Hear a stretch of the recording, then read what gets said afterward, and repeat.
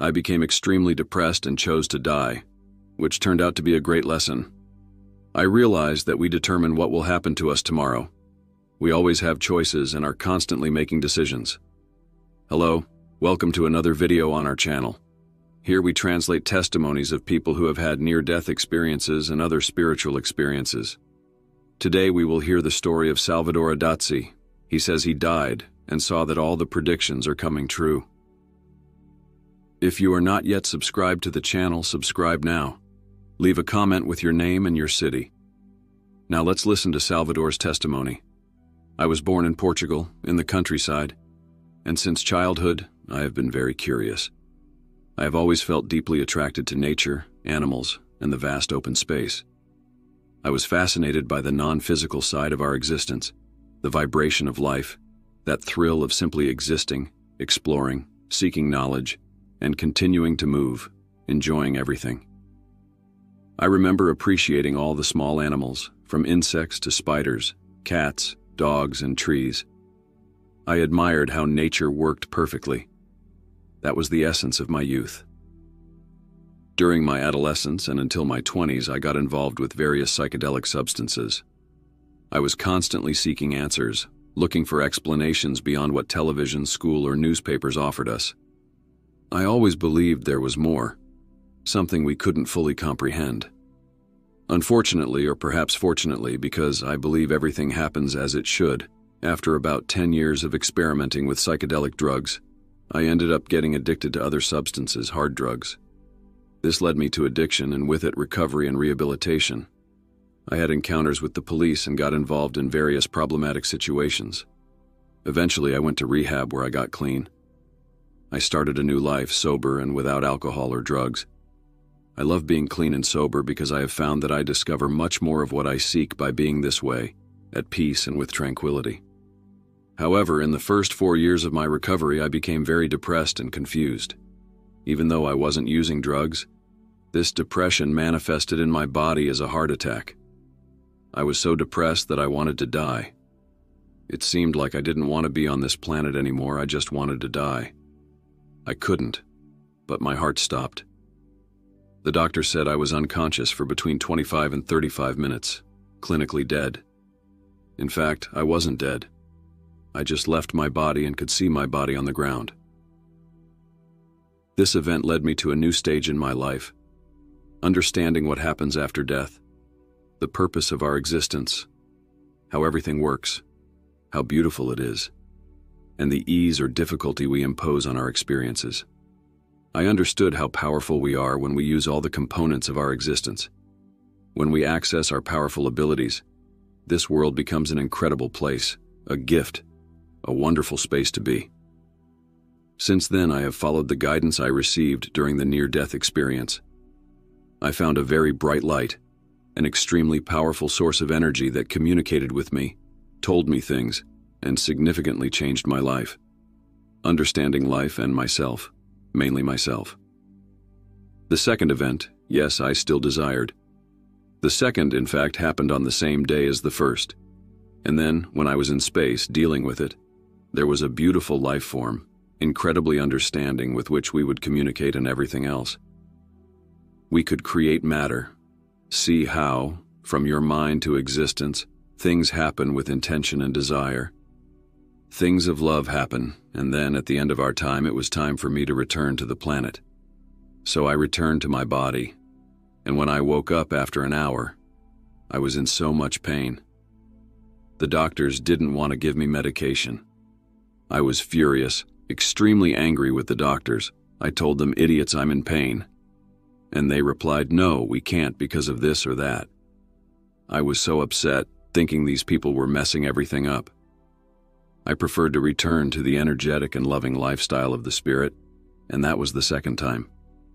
The third and last time I was more aware, making choices and trying to deceive myself, falling into a trap. Deep in our hearts, we know what we want and what makes us happy. It may scare or not, but what excites us must be followed. Ignoring this is a slow suicide because we are killing our essence, our life energy. We are like lamps, candles that must be honored and explored. We must live our essence fully because only we have this unique light. No one else has this flame. I can't be you and you can't be me, but each one must explore themselves. There was a period in my life when I tried to deceive myself, letting my head guide instead of trusting the intuition that had guided me for the last 17 years.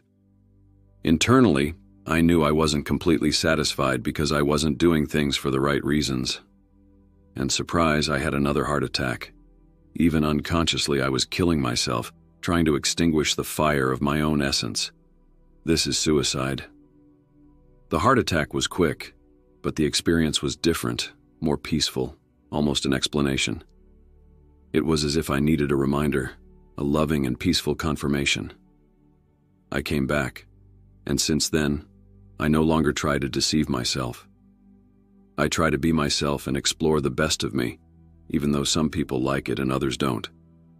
But I'm alive and happy. I saw traces of a face with eyes and long hair, very white and bright. I know why I saw it this way. Part of the explanation was in the energy, which is so powerful and unconditionally loving. Pure love finds a way to communicate with us. When young, I was raised Catholic, and in my immediate interpretation, the energy before me took on a familiar form to facilitate communication. My subconscious mind associated that with God, given the Catholic upbringing. Even after many years away from Catholic school, this association remained in my subconscious. The energy transforms so we can relax and communicate. After talking to other people who had similar experiences, some saw Buddha, others Jesus, or figures from other religions. What happens is that this same energy finds a way to communicate with me. I don't know what your religious background is, but I am sure that when you meet this entity, it will take the form that helps you understand what is happening. That is all I can say directly. I did not reach the door. I saw the tunnel that people mentioned because everything went dark. When I left the planet, I saw clearly because I fell to the ground and my body lost energy. There was no blood circulation, so my body stopped and my soul detached. I noticed that the cells in my body were made of the same elements as sand, trees, and bricks of houses.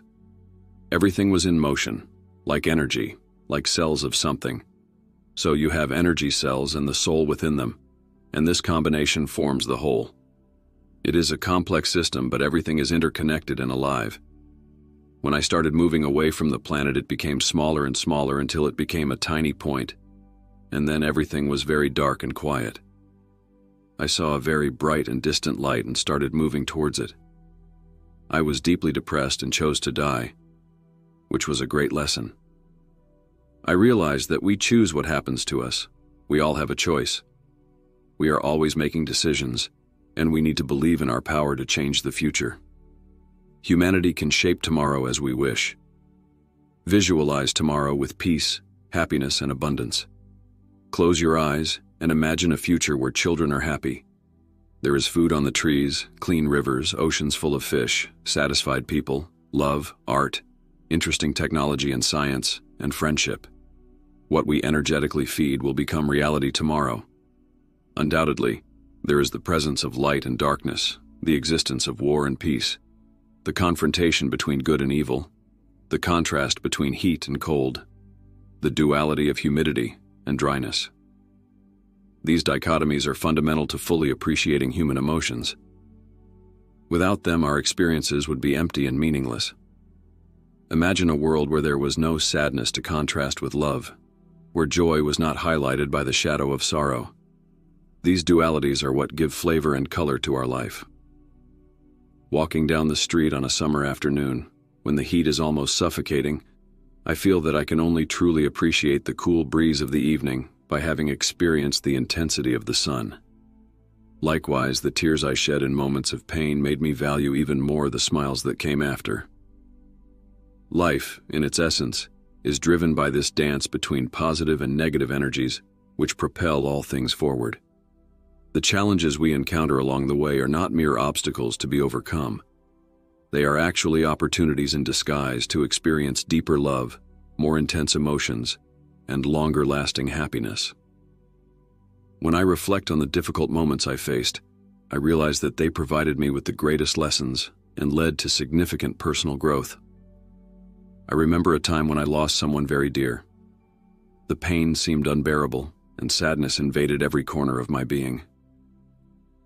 However, it was during this period that I discovered the depth of the love I felt and the resilience I possessed. Every tear shed served as a reminder of the value of shared memories and the affection that continues to live within me. Observing a rainy day with its gray clouds and the rhythmic sound of raindrops hitting the window, I realize how the humidity brings a sense of nostalgia, but also renewal. After the storm, the dryness of the air seems even more welcome, symbolizing a new beginning. The alternation between these states is what makes existence dynamic and full of possibilities. With every step I take, I recognize that without the difficulties and moments of despair, life would be a straight line, without flavor or color. It is through adversities that we find the true essence of happiness. The scars I carry are proof of battles fought and won, and each one of them tells a story of overcoming and love. Therefore, when reflecting on the duality that permeates our existence, I understand that it provides a greater meaning to the journey. Life is a complex composition of opposites that complement each other, and it is in this intricate dance of light and shadow, heat and cold, joy and sadness, that we find the true beauty of the human experience. Every obstacle, every challenge, is not just a barrier but an opportunity to grow, expand, and embrace the fullness of being. The future of humanity is what we choose to make of it. We need to believe in our power, even when others choose paths of violence. In the end, what matters is the amount of joy and love that results from these choices. Evolution does not stop regardless of what happens. If humanity wants to see destruction and conflict, it will manifest. But if we desire peace, beauty, art, joy, and health, that is what we will have. The human mind possesses a force superior to the physical matter around us. It not only conceives the world around us, but also shapes reality from our desires, beliefs, and conscious thoughts. It is fascinating to realize how matter is, in fact, a reflection of what we deeply desire, what we fervently believe in, and the thoughts we cultivate in our consciousness. For me, each individual experiences reality uniquely and personally, based on their own choices and convictions. For example, when I find myself in a natural environment, such as a dense and vibrant forest, filled with tall trees and green foliage, I perceive that my mental state directly influences my perception of this scenario. If I am calm and serene, the forest seems like a place of peace and tranquility. However, if I am anxious, the same forest can become a place of mystery and even fear. I firmly believe that this powerful connection between mind and matter explains why some people can live truly extraordinary lives. They master the art of aligning their deepest desires with their beliefs and thoughts, thus creating a reality that many would consider inaccessible. These people are not just fortunate. They are architects of their own existence, shaping the world around them according to the strength of their minds. Upon reflecting on this, I feel inspired to delve deeper into my own thoughts and beliefs. I wonder, am I truly aligning my desires with my daily actions and thoughts? Am I allowing my mind to be the engine that drives my reality forward? These questions are not trivial, and the search for answers leads me on a journey of self-discovery and personal growth. I also think of the countless times history has shown us examples of people who transformed their lives through the power of the mind. Great inventors, leaders, and artists often reported how visualization and belief in their goals were crucial to their achievements. Edison, for example, with his innumerable inventions, never gave up despite repeated failures. His mind was always focused on the inevitable success he believed he would achieve. In summary, the mind not only creates the world we perceive, but also defines the limits and possibilities of our existence. It is our responsibility, therefore, to cultivate positive thoughts, nurture empowering beliefs, and stay focused on our sincerest desires. Only then can we live the extraordinary life we all wish for. And as I walk my path, I always seek to remember that the key to my reality lies within me, in the strength and determination of my mind. Do not cling to the idea that you cannot continue. If you are focused on that road and feel there is no way forward, all you need to do is change your perspective. Look at the road and think, maybe I can follow this direction. It doesn't matter what others think. If I don't like this path, I can choose another. What I try to do is follow my own path. I don't know where it will lead, and that doesn't matter. Some people will complain and ask where I am going, but I don't care. I go where it makes me happy. Following others' paths makes me unhappy, and I am not here to be unhappy. If you want to be unhappy, be unhappy. I will not be. That's exciting. If in 2 weeks I no longer like it, I will choose another path. Prepare yourself because the future has already arrived. The entire planet is at your disposal. Look around. It is a beautiful place where you can do whatever you want. Don't let your mind tell you that you need to do something you don't want to. The choice is yours. It takes courage to move, to change. But the good news is, once you make a small change, a new world opens up. Happiness emerges. It's a new world with a small change. Suddenly you feel happy and realize that you are in a beautiful place with good things around. It all depends on you. You have the power. When you feel tired and upset, it seems like you are hitting a wall. It hurts. Stop hitting the wall and just go around it.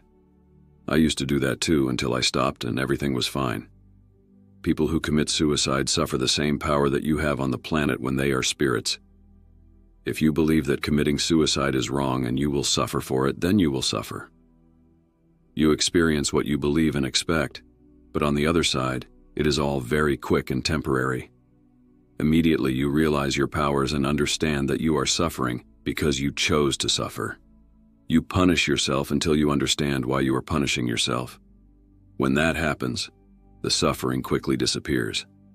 Suffering is a matter of perspective. It is a human emotion. I am not telling anyone to kill themselves because personal growth does not stop with death.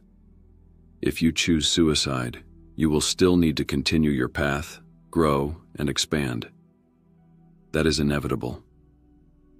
Let me explain this in the best way.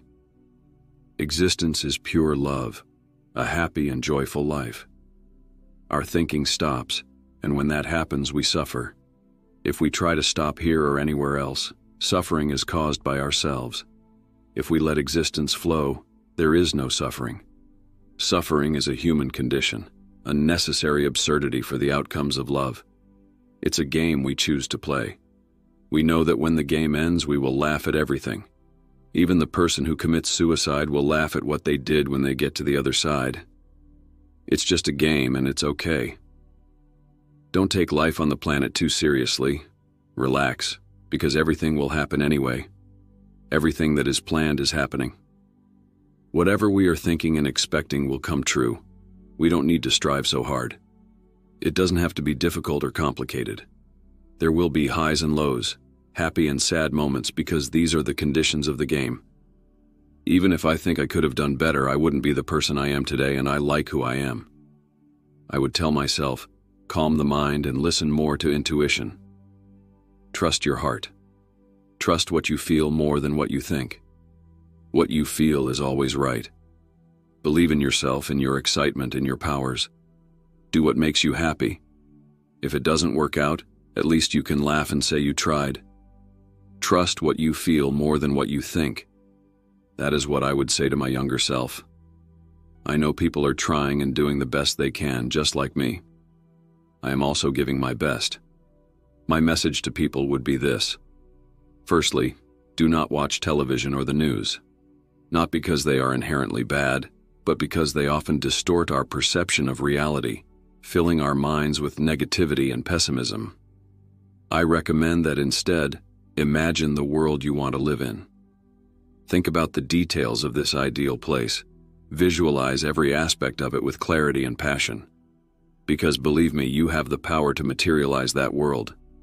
You are incredibly powerful beings, endowed with immense creative capacity, but this force needs to be channeled through imagination and conscious creation. Everything you believe, everything you expect, everything you love, that is what you will see manifested in your life. If something brings you happiness, you have the ability to bring it into your reality. These are not just beautiful words, they are laws of physics, universal laws that govern our existence. Of course, you can call it magic if you prefer, because the feeling of seeing your dreams come true can indeed seem magical. Reflecting on this, I realize that our dreams are not mere illusions. They are possible, they are tangible. But there is a crucial point. The choice is in our hands. We decide what to think, what to feel, and consequently what to create around us. Therefore, my message is simple but powerful. Take care of your thoughts. Stay focused on good things, on positive and uplifting thoughts. Imagine a tranquil morning, where the sun rises golden on the horizon, bathing everything with a soft and welcoming light. The trees around gently sway with the breeze, and the sound of birds singing fills the air with a peaceful melody. This is the kind of scenery we should cultivate in our minds, because, after all, you will create the world around you. Therefore, please think of peace, think of harmony. Inner peace will reflect in the outer world, and together, we can build a better world, one thought at a time. I reiterate, you have the power. You are the architects of your own lives. Imagine with clarity, create with intention, and tend to the garden of your thoughts. In this way, you will not only see your dreams materialize but also contribute to a more positive and harmonious world for everyone.